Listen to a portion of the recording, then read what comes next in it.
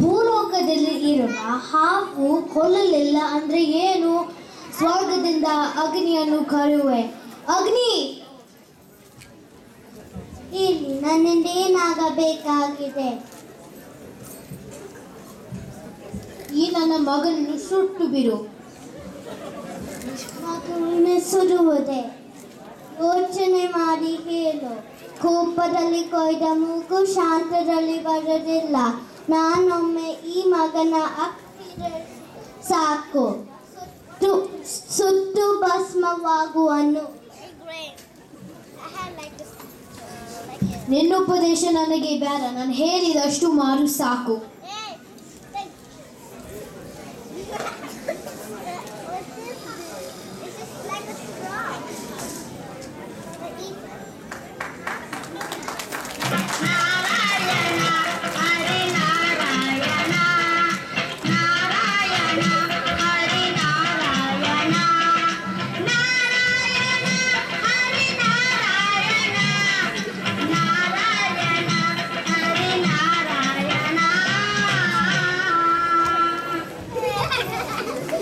ಹಿರಣ್ಯಕಶಿಪುವಿನ ಎಲ್ಲ ಪ್ರಯತ್ನಗಳು ವಿಫಲವಾಗಿದೆ.